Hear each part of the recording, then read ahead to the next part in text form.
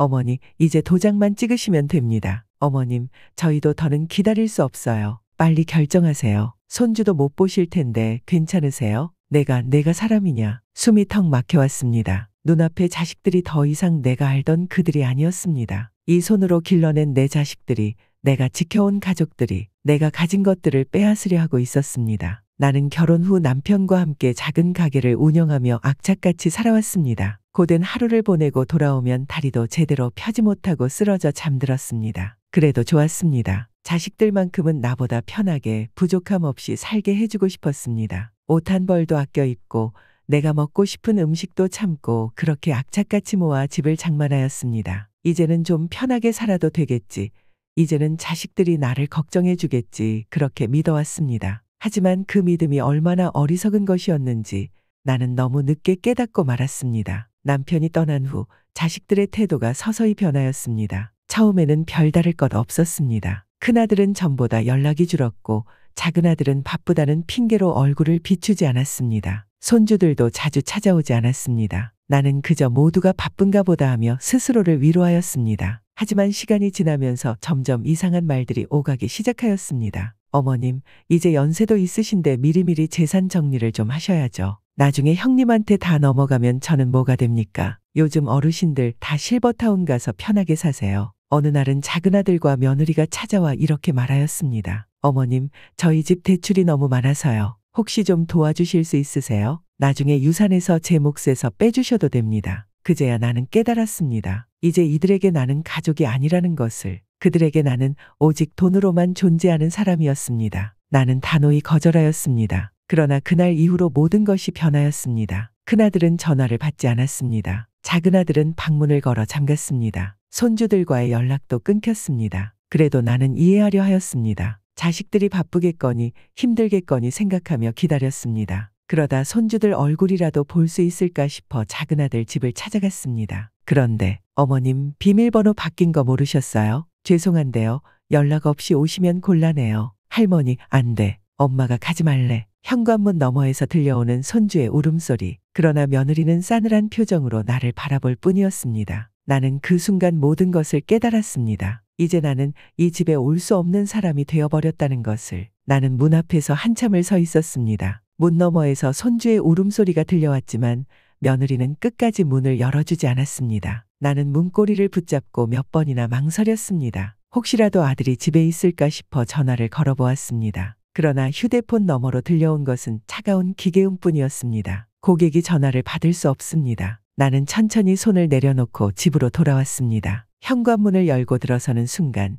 집안의 적막이 온몸을 짓눌렀습니다. 이제 이곳에는 나 혼자뿐이었습니다. 남편과 함께 정성 들여 꾸며온 집, 자식들이 어릴 적 뛰어놀던 흔적이 남아있는 집. 그런데 이제는 너무도 조용하고 차가운 공간이 되어 있었습니다. 나는 텅 빈 거실에 앉아 천천히 눈을 감았습니다. 아무리 생각해도 믿을 수 없었습니다. 어쩌다가 이렇게 된 것일까? 어쩌다가 가족이 이렇게 변해버린 것일까? 하지만 더 충격적인 일은 그 다음에 벌어졌습니다. 며칠 후 동네에서 나를 이상한 눈빛으로 바라보는 사람들이 늘어나기 시작하였습니다. 경비실 앞을 지나갈 때마다 경비원이 나를 힐끔거리며 어색한 미소를 짓는 것도 느껴졌습니다. 이웃들이 나를 피해가는 것 같았습니다. 그러던 어느 날 시장에서 반찬거리를 사다가 단골 가게 주인과 마주쳤습니다. 그분은 나를 보더니 한참을 망설이다가 조심스럽게 입을 열었습니다. 어머님, 괜찮으세요? 나는 그 말이 무슨 뜻인지 몰라 되물었습니다. 괜찮다니요? 가게 주인은 난처한 표정을 지으며 주변을 한번 둘러보았습니다. 그러더니 조심스럽게 말을 이었습니다. 아드님께서 그러시던데요. 어머님이 치매 초기라고. 순간 머릿속이 하얘졌습니다. 뭐라고요? 아드님께서 그러셨어요. 어머님이 요즘 자꾸 돈을 막 쓰시고 헛것도 보신다고. 혹시라도 이상한 행동을 하시면 도와달라고 하시던데요. 나는 도저히 믿을 수 없었습니다. 내 자식들이 나를 치매 환자로 몰고 있다는 것이었습니다. 그제야 모든 것이 이해되었습니다. 왜 이웃들이 나를 이상한 눈빛으로 바라보았는지, 왜 경비실에서도 나를 경계하는 듯 했는지, 자식들이 내 재산을 빼앗기 위해 나를 정신이 온전치 않은 사람으로 만들려 하고 있었습니다. 나는 바로 다음 날 변호사를 찾아갔습니다. 이대로 가만히 있다가는 정말로 모든 것을 빼앗기고 정신이 온전치 못한 사람으로 몰릴지도 모른다는 생각이 들었습니다. 나는 변호사 사무실 문을 열고 안으로 들어갔습니다. 어머님, 어떤 일로 오셨습니까? 변호사는 젊은 사람이었지만 신뢰가 가는 인상이었습니다. 나는 천천히 자리에 앉아 지금까지 있었던 일을 설명하였습니다. 남편이 세상을 떠난 후부터 자식들이 재산을 요구하기 시작하였다는 것, 거절하자 태도가 변하였다는 것, 그리고 이제는 나를 치매 환자로 몰고 가고 있다는 것까지. 변호사는 심각한 얼굴로 내 말을 들었습니다. 그리고 한참을 생각하더니 조심스럽게 입을 열었습니다. 어머님, 이건 단순한 가정 문제가 아닙니다. 법적으로 대응하셔야 합니다. 법적으로 대응이라니요? 이미 자녀분들이 어머님을 사회적으로 고립시키려 하고 계십니다. 이 상황을 방치하면 더 심각한 일이 벌어질 수도 있습니다. 나는 순간 소름이 돋았습니다. 변호사의 말처럼 자식들이 나를 치매 환자로 몰아간다면 나는 재산은커녕 내 인생까지 송두리째 빼앗길 수도 있었습니다. 어머님, 우선 법적 조치를 위해 증거를 모아야 합니다. 자녀분들이 어머님을 정신적으로 문제가 있는 사람으로 몰고 가는 증거가 필요합니다. 나는 변호사의 조언대로 녹음기를 준비하고 앞으로의 모든 대화를 기록하기로 하였습니다. 그리고 내 금융 내역을 정리하고 이웃들에게 자식들이 퍼뜨린 소문을 확인하며 증거를 하나씩 수집해 나갔습니다. 그렇게 며칠이 지나고 나는 큰아들과 작은아들에게 전화를 걸었습니다. 하지만 여전히 둘 다 전화를 받지 않았습니다. 대신 며칠 후 예상치 못한 사람이 나를 찾아왔습니다. 어느 날 현관 초인종이 울렸습니다. 나는 누군가 싶어 인터폰을 확인하였습니다. 그런데 화면 속에는 뜻밖의 얼굴이 있었습니다. 바로 큰며느리였습니다. 나는 순간 놀랐습니다. 자식들은 나를 철저히 외면하였는데 왜 며느리가 갑자기 찾아온 것일까? 나는 조심스럽게 문을 열었습니다. 어머님, 저 잠깐만 이야기할 수 있을까요? 큰며느리는 평소와 달리 초조한 표정을 하고 있었습니다. 나는 아무 말 없이 그녀를 거실로 들였습니다. 그녀는 손을 꼭 모은 채 한참을 망설이다가 어렵게 입을 열었습니다. 어머님, 제가 직접 찾아와서 죄송합니다. 그런데 어머님께 꼭 드려야 할 말씀이 있어서요. 나는 며느리를 바라보며 조용히 말하였습니다. 무슨 일인데 그러느냐? 저 어머님, 사실 아들이랑 작은아들한테는 말하지 않고 왔습니다. 나는 순간 멈칫하였습니다. 자식들에게도 말하지 않고 왔다니 무슨 뜻일까? 어머님께서 요즘 힘들어 하신다는 이야기 저도 들었습니다. 누구한테 들었느냐? 동네에서 들었어요. 어머님께서 치매가 오셨다는 소문이 돌고 있다고요. 나는 순간 속이 뒤집히는 기분이었습니다. 정말로 동네에 그런 소문이 퍼지고 있었던 것이었습니다. 그런데 그게 다 아들이랑 작은아들이 퍼뜨린 소문이 아니었어요. 나는 순간 숨이 멎을 것 같았습니다. 자식들이 아니라니 그럼 대체 누구란 말인가? 나는 떨리는 목소리로 물었습니다. 그게 무슨 말이냐? 시아버님 친구분들이요. 시아버님이 예전에 사업하시면서 친하게 지내던 분들 있잖아요. 그분들 사이에서도 어머님에 대한 이상한 소문이 돌고 있어요. 나는 순간 아무 말도 하지 못하고 멍하니 며느리를 바라보았습니다. 남편이 떠난 후 그의 지인들과는 연락을 하지 않고 지내왔습니다. 그런데 그 사람들이 나에 대한 이상한 소문을 퍼뜨리고 있다니 그분들이 도대체 무슨 말을 하던가. 어머님이 예전부터 정신적으로 문제가 있으셨다거나 남편 돌아가시고 나서 판단력이 흐려졌다는 이야기요. 나는 충격에 휩싸였습니다. 이건 단순히 자식들이 퍼뜨린 소문이 아니었습니다. 어딘가에서 더 깊숙이 개입하고 있는 사람이 있는 것이었습니다. 나는 순간 머릿속이 복잡해졌습니다. 이건 단순한 재산 싸움이 아니었습니다. 내가 모르는 곳에서 내 삶을 무너뜨리려는 움직임이 시작되고 있었던 것이었습니다. 나는 그날 밤 한숨도 자지 못하였습니다. 이제는 법적으로 싸우는 것만으로는 부족하다는 생각이 들었습니다. 더 깊이 파고들어야 했습니다. 나는 다음 날 아침 다시 변호사를 찾아갔습니다. 그리고 변호사를 보자마자 단호한 목소리로 말하였습니다. 변호사님,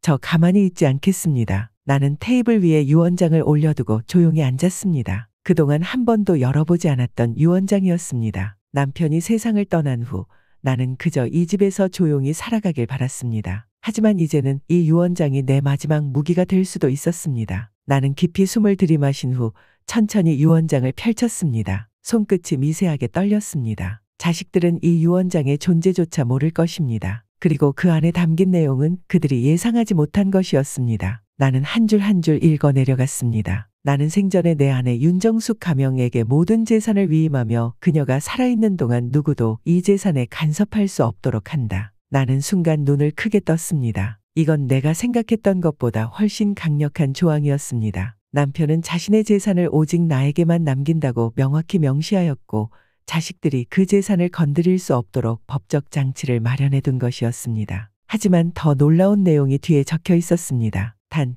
윤정숙이 이 재산을 보호할 수 없는 상황이 되었을 경우 해당 재산의 관리 권한은 제3자에게 위임한다. 나는 순간 멈칫하였습니다. 제3자, 그게 대체 누구란 말인가? 나는 손을 떨며 유언장의 끝부분을 읽어 내려갔습니다. 본 유언장의 후견인 및 재산관리인은 박동수 가명로 지정한다. 나는 그 이름을 보는 순간 얼어붙었습니다. 박동수? 이름이 낯설지 않았습니다. 남편이 생전에 가장 신뢰했던 오랜 친구이자 사업 파트너였습니다. 남편이 떠난 후 연락이 끊겼지만 그는 항상 남편 곁에서 조언을 해주던 사람이었습니다. 그 순간 머릿속에서 모든 조각이 맞춰졌습니다. 자식들은 내가 재산을 보호할 능력이 없다고 주장하며 후견인을 지정하려 하고 있었습니다. 하지만 그들이 모르고 있는 사실이 있었습니다. 남편이 이미 법적으로 후견인을 지정해 두었고 그 사람이 내가 아니라 박동수였다는 사실이었습니다. 나는 자리에서 천천히 일어났습니다. 이제야 모든 것이 선명하게 보였습니다. 나는 더 이상 당할 수 없었습니다. 그때였다. 딩동. 현관 초인종 소리가 울렸습니다. 나는 조용히 걸어가 인터폰을 확인하였습니다. 화면 속에는 큰아들과 작은아들이 서 있었습니다. 나는 천천히 문을 열었습니다. 그러자 큰아들이 먼저 입을 열었습니다. 어머니, 갑자기 부르셔서 왔어요. 유언장이 뭐라고요? 나는 아무 말 없이 그들을 거실로 들였습니다. 그리고 테이블 위에 유언장을 올려둔 채 조용히 말하였습니다. 앉아라. 자식들은 이상한 기색을 보이며 자리에 앉았습니다. 나는 유언장을 천천히 밀어주었습니다. 이게 내 아버지가 남긴 유언장이다. 너희는 이걸 본 적도 들은 적도 없을 것이다. 큰아들은 유언장을 집어들고 읽어 내려가기 시작했습니다. 그러다가 어느 순간 그의 표정이 굳어졌습니다. 작은아들도 눈을 크게 뜨며 유언장을 확인하고는 당황한 얼굴이 되었습니다. 어머니, 이게 뭐예요? 말 그대로다. 아버지가 모든 재산을 어머니께 남기셨다고요? 나는 고개를 끄덕였습니다. 그래. 그리고 나는 살아있는 동안 이 재산을 보호할 권리가 있다. 누구도 함부로 손 뗄 수 없다. 작은아들은 얼굴이 새파래졌습니다. 하지만 큰아들은 여전히 침착한 표정으로 말을 이었습니다. 그럼 어머니, 이건 그냥 유언장일 뿐이잖아요. 근데 요즘 법이 바뀌어서 후견인 지정 같은 거 다시 할 수도 있어요. 그러니까 어머니도 이제 그만. 나는 큰아들의 말을 끊었습니다. 그럴 수도 있겠지. 그런데 유언장을 끝까지 읽어보거라. 큰아들은 다시 유언장을 확인하였고 후견인 이름을 보는 순간 얼굴이 창백해졌습니다. 박동수? 나는 그제야 미소를 지었습니다. 그래, 너희가 그렇게 법적으로 후견인을 지정하려 했는데 내 아버지가 이미 해두셨더구나. 작은아들은 당황한 듯 소리쳤습니다. 뭐라고요? 그게 무슨 말이에요? 내 아버지가 남긴 유언에 따르면 만약 내가 재산을 보호할 수 없는 상황이 오면 그 모든 재산은 박동수 씨에게 관리 권한이 넘어간다고 하셨다. 큰아들은 얼굴을 감싸 쥐고 신경질적으로 숨을 몰아쉬었습니다. 그러더니 갑자기 테이블을 치며 소리쳤습니다. 어머니, 이거 다 조작된 거 아니에요? 나는 눈을 가늘게 뜨고 큰아들을 바라보았습니다. 조작? 네. 어떻게 이런 말도 안 되는 유언장이 있습니까? 후견인을 제3자한테 넘긴다고요? 아버지가 우리보다 그 사람을 더 믿었다고요? 나는 조용히 자리에서 일어났습니다. 그리고 큰아들을 똑바로 바라보며 단호한 목소리로 말하였습니다. 그래, 내 아버지는 너희보다 그 사람을 더 믿으셨다. 순간 거실이 무겁게 가라앉았습니다. 작은아들은 멍한 얼굴로 유언장을 바라보았고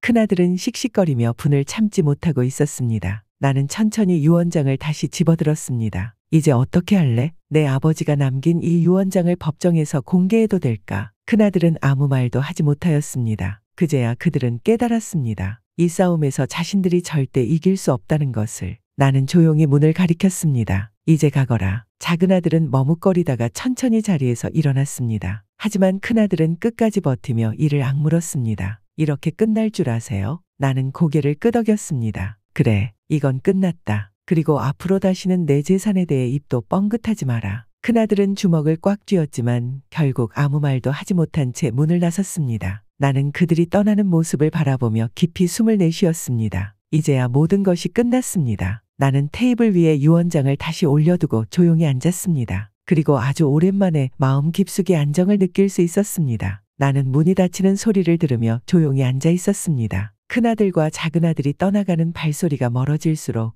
내 가슴속 응어리도 조금씩 풀리는 듯하였습니다. 이제 모든 것이 끝난 줄 알았습니다. 나는 천천히 유언장을 접어 책장 깊숙이 넣었습니다. 그리고 한참을 멍하니 앉아 있었습니다. 그런데 그때였습니다. 딩동. 현관 초인종이 다시 울렸습니다. 나는 순간 심장이 철렁 내려앉았습니다. 아직 떠나지 않고 남아있는 것일까? 나는 조심스럽게 인터폰을 확인하였습니다. 그런데 화면 속에는 예상하지 못한 인물이 서 있었습니다. 큰며느리. 나는 순간 망설였습니다. 그녀가 여기 온 이유가 무엇일까? 자식들이 떠나자마자 그녀가 찾아온 이유가 있을 것이었습니다. 나는 천천히 문을 열었습니다. 어머님, 저 꼭 드려야 할 말씀이 있어서 왔습니다. 그녀의 얼굴은 불안과 초조함으로 가득 차 있었습니다. 나는 아무 말 없이 그녀를 집 안으로 들였습니다. 큰아들이 떠난 지 채 몇 분도 지나지 않은 상황. 무슨 일이냐? 나는 거실에 앉으며 단도직입적으로 물었습니다. 큰며느리는 망설이다가 결국 가방에서 서류 한 장을 꺼내었습니다. 이게 어머님께서 꼭 보셔야 할 자료입니다. 나는 서류를 받아들고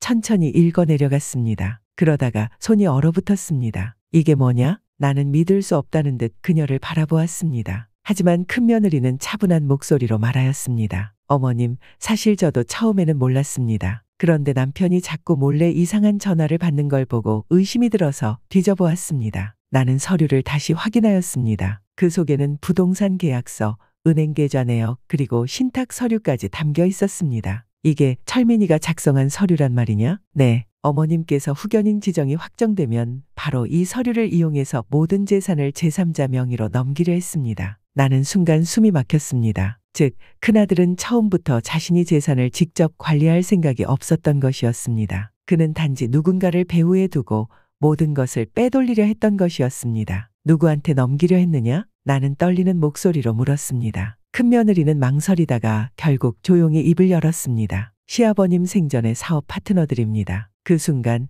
나는 모든 것이 선명해졌습니다. 남편이 세상을 떠난 후에도 그의 오래된 사업 파트너들은 여전히 나를 주시하고 있었습니다. 그리고 자식들을 이용해 내 재산을 손에 넣으려 하였던 것이었습니다. 나는 손을 꽉 쥐었습니다. 그럼 철민이는 그 사실을 알고 있었느냐? 큰며느리는 고개를 끄덕였습니다. 네, 남편은 처음에는 단순히 후견인을 정하는 것뿐이라고 생각했을 겁니다. 그런데 나중에는 돈이 오가는 걸 보고도 모른 척하기로 했습니다. 나는 한숨을 내쉬며 눈을 감았습니다. 그제야 모든 것이 이해되었습니다. 큰아들은 단순히 재산을 탐낸 것이 아니었습니다. 그는 이미 자신의 선택을 하였고 거기서 돌아설 생각이 없었던 것이었습니다. 나는 조용히 손을 떨며 말하였습니다. 이 서류를 법원에 제출할 수 있겠느냐? 큰며느리는 단호한 눈빛으로 고개를 끄덕였습니다. 네, 어머님. 더는 못 봐주겠습니다. 저도 제가 사랑했던 사람이 이렇게까지 타락할 줄 몰랐습니다. 나는 그녀의 손을 잡고 천천히 말하였습니다. 그래,